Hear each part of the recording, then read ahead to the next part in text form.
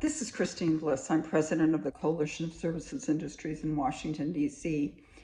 And our organization has been around for the last 3 decades, and we represent a wide cross-section of the global services industry, from ICT services to financial services to logistics, distribution, media, entertainment, professional services. And really, for our members, as is the case for U.S. business generally, the WTO is a critically important institution, and it really has been since its founding. And what it does for services, and more recently digital trade, it really provides the foundation of rules that enable and facilitate trade in services, from the negotiation of the General Agreement on Tariffs and Trade and the associated schedule of market access commitments.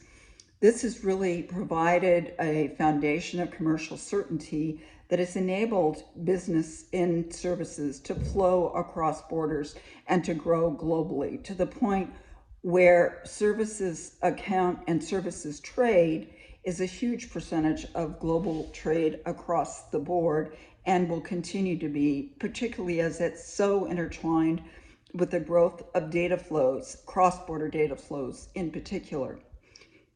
What, in our view, does the WTO need to do to ensure that trade continues to deliver results?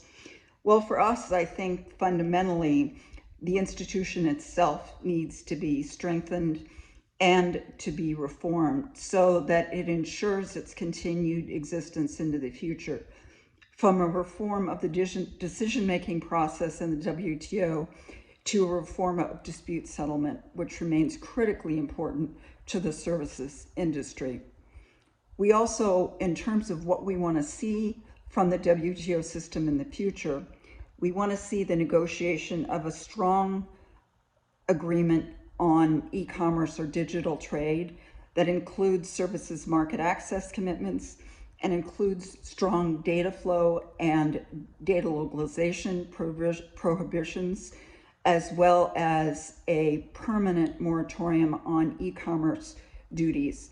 And for that matter, we also very much want to see the WTO at the next ministerial to make the WTO moratorium on e-commerce duties permanent, WTO-wide. So those are just some of the things we want to see for the WTO in the future. But in conclusion, there's no question how important the WTO remains in terms of importance to U.S. services industries, and particularly those that rely on digitally enabled services. Thank you very much.